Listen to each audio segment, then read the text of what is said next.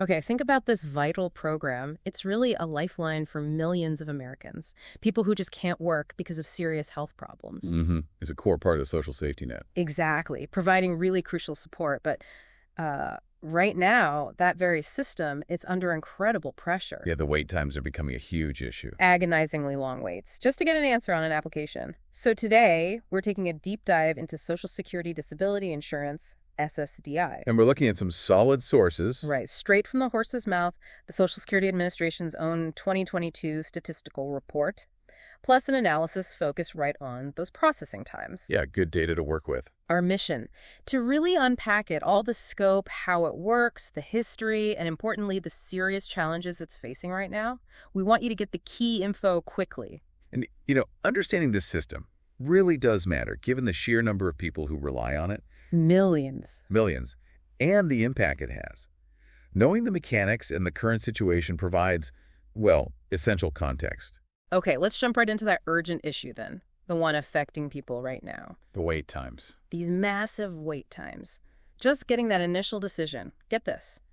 November 2023, the average wait. Around 225 days. Wow. That's, what, over 7 months? Over 7 months just waiting for a yes or no. And putting that in perspective, that wait time, it's jumped 86% since just November 2019. 86%. Yeah, back then it was about 4 months. Now, over 7. It's actually the longest wait for an initial decision in 14 years. 14 years. So you'd naturally think, okay, are tons more people applying? That's the logical assumption, right? But surprisingly, no. An internal SSA review actually found applications were down. Down? Really? Yeah, significantly. Almost 16% fewer in the year after the pandemic hit compared to the year before. So it's not application volume. What is it then? It seems the root cause, according to the sources, is this growing backlog of cases just waiting for that first decision. That backlog hit a new high. 1.15 million initial applications pending in November 2023. Whoa, over 1 million people just waiting. Waiting for an answer. So why the backlog? What's holding things up? Well, the reports point to struggles at the state level. The Disability Determination Services offices, the DDS folks who actually make those initial calls. Ah, the state agencies. Exactly. And it seems directly linked to staffing problems at the SSA overall. Right, I heard they lost quite a few employees. They did, 7% during the pandemic. That brought staffing down to its lowest level in 25 years. 25 years, that's significant. And high turnover, too, especially in those DDS offices making the decisions. Attrition rates over 25% in some cases. Oof. That kind of turnover makes it really hard to keep up, especially with complex cases. You really see the impacts state by state. Like, backlogs grew the most dramatically in the South between 2019 and 2022. Any specific examples? Florida.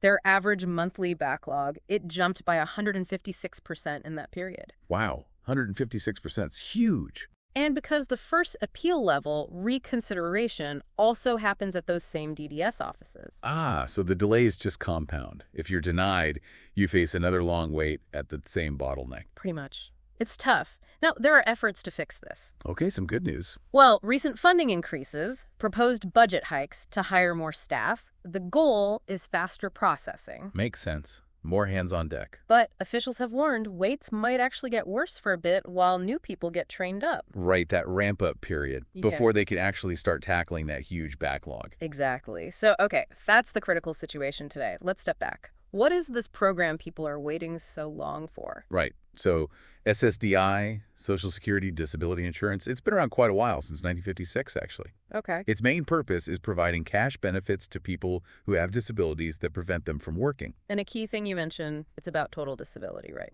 Exactly. That's crucial. Social Security doesn't cover partial disability or short-term conditions. Your disability has to be severe enough to stop you from doing what they call substantial gainful activity, or SGA. Okay, SGA. And what else? What does it actually take to qualify? Well, besides meeting that strict disability definition, you need to be insured. Meaning you've paid into the system. Right. You need enough work credits from paying Social Security taxes, both long enough and recently enough. You also have to be younger than your full retirement age. Okay. And of course, you actually have to file an application. Got it. Let's circle back to that SGA, substantial gainful activity. How does that work? So it's basically an earnings test. There's a specific dollar amount set each year. For 2022, it was $100 and $350 a month if you're not blind, Okay. or $2,260 a month if you are blind. If you can earn above that amount, Social Security generally considers you capable of substantial work, meaning you likely wouldn't meet the disability criteria. And that amount changes each year. Yep, it's adjusted annually based on national wage increases. What about the medical side? How do they prove the disability itself? Good question. The impairment, the condition stopping you from working, it has to be medically determinable. Meaning doctors can actually identify and document it using standard clinical tests, lab results, that kind of thing. Objective medical evidence is key. So it can't just be based on symptoms you describe. Right. They need proof from accepted medical sources. And the condition needs to be long-term. It has to have lasted or be expected to last for at least 12 continuous months, or be expected to result in death. Okay, that's pretty strict. Let's talk scale now, using that 2022 data. Just how big is this program? It's massive. Get this number. Over 8.9 million people were receiving Social Security disability benefits in 2022. Almost 9 million people. Okay. That's, yeah, a significant part of the population relying on this. And financially. The payouts reflect that scale. In December 2022 alone, total payments to disabled beneficiaries were almost $12.6 billion. Billion, with a B, in 1 month. In 1 month. Gives you a real sense of the economic footprint. So who are these beneficiaries, mostly? The largest group, by far, is disabled workers themselves. Yeah. People who paid into the system and now qualify based on their own work record. How many of them? They made up 85% of all disabled beneficiaries in 2022 and got 89% of the new disability awards that year. Okay, so mostly workers. What do we know about them? Like average age? For disabled workers in 2022, the average age was 56. Mid-50s. And the average benefit amount? Average monthly benefit was $1,483.10. Just under $1,500 a month on average? Right, which, suggests that for many, this is likely their main source of income. Yeah, trying to live on $1,500 a month, especially with medical bills, that's tough. Definitely presents financial challenges. What are the most common reasons? The diagnoses. The number one category for disabled workers in 2022 was diseases of the musculoskeletal system and connective tissue.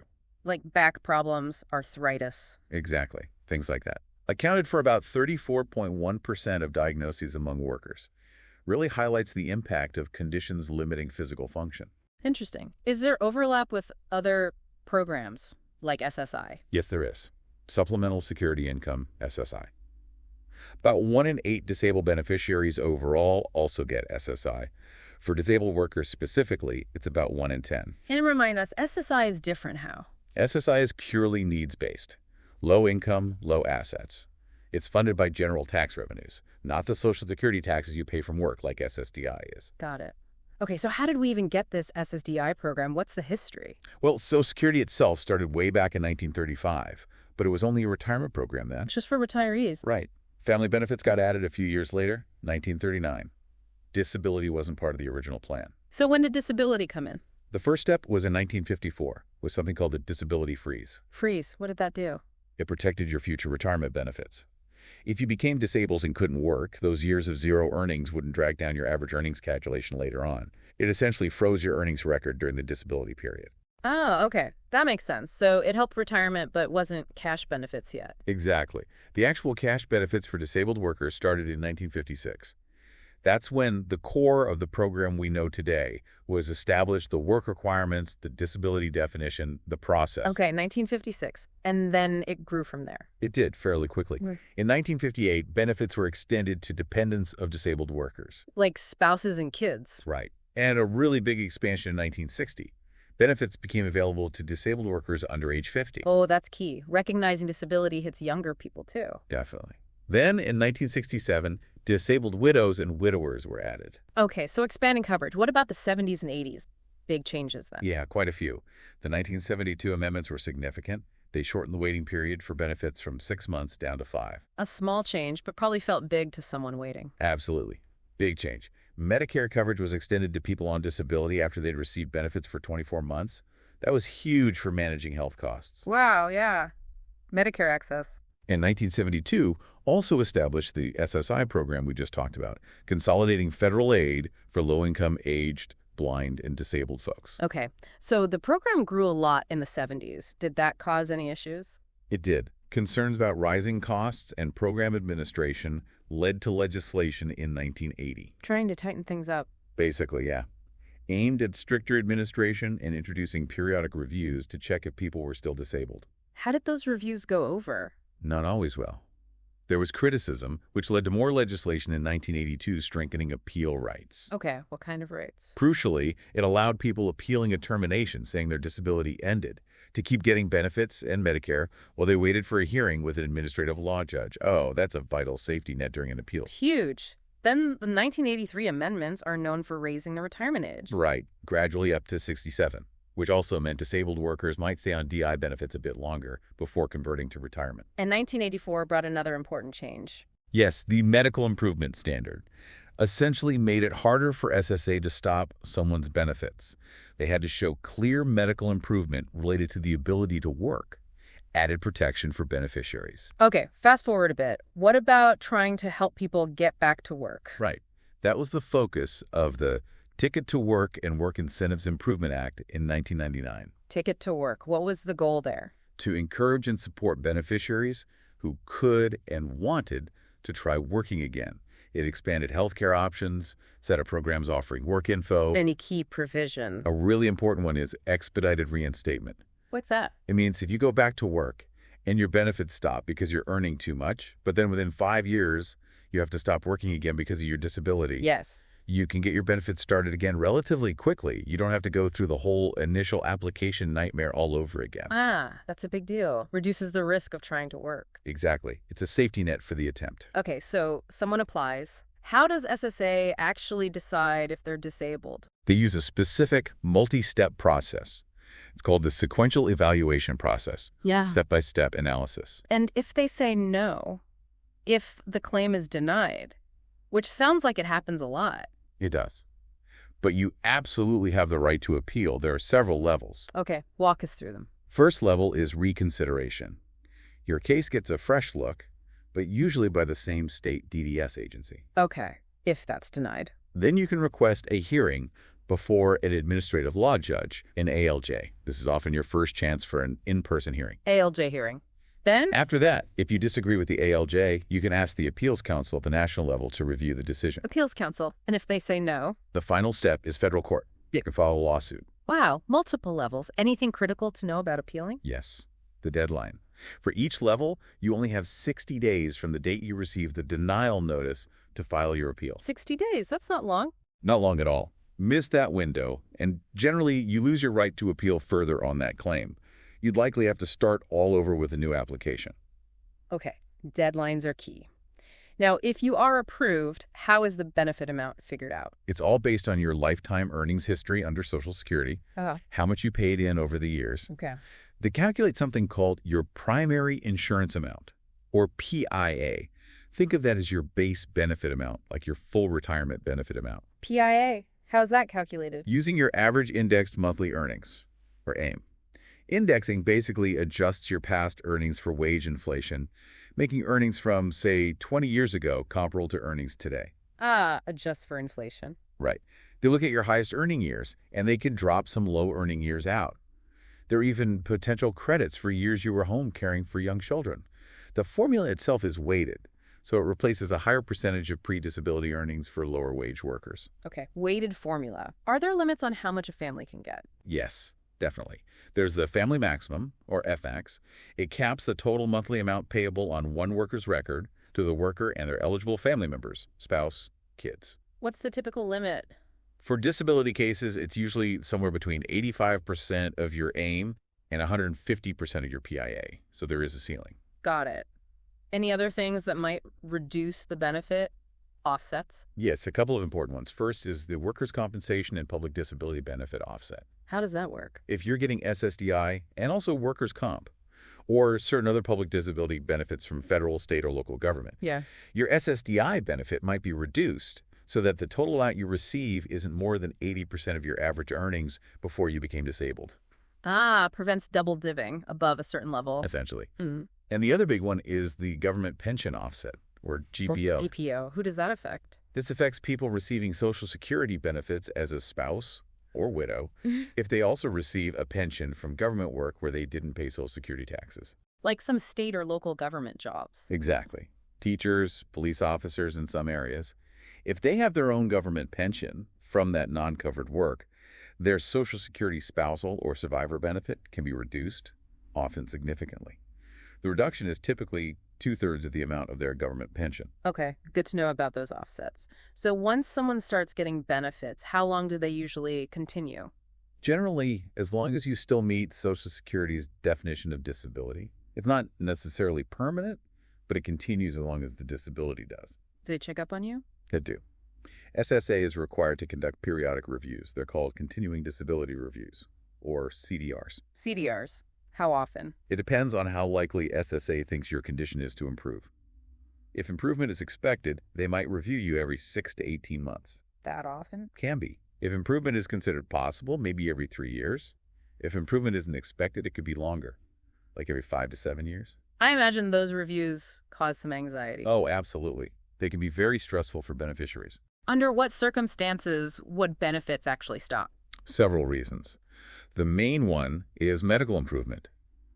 If your condition gets better enough that you can return to substantial work, that SGA level again. Okay. Medical improvement. What else? If you actually are working and earning above the SGA limit, benefits would typically stop after a trial work period. Sadly, benefits also stop if the beneficiary passes away. Right. And for a disabled worker, when you reach your full retirement age, your disability benefits automatically convert to retirement benefits. The payment amount usually stays the same, just the category changes. So it doesn't just end at retirement age, it converts. Correct. And one other thing, failing to cooperate with SSA, like during one of those CDRs, can also lead to benefits being terminated. Okay. But it's important to circle back to those work incentives we mentioned earlier. Like expedited reinstatement and the extended Medicare.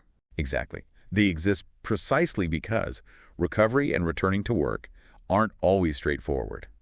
They provide a safety net, aiming to support attempts to work without the fear of permanently losing essential support if things don't pan out long term.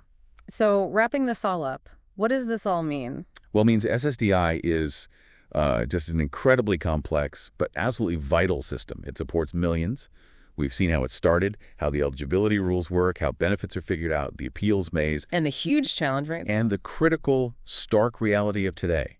This massive backlog, unprecedented wait times for decisions, largely driven by staffing issues.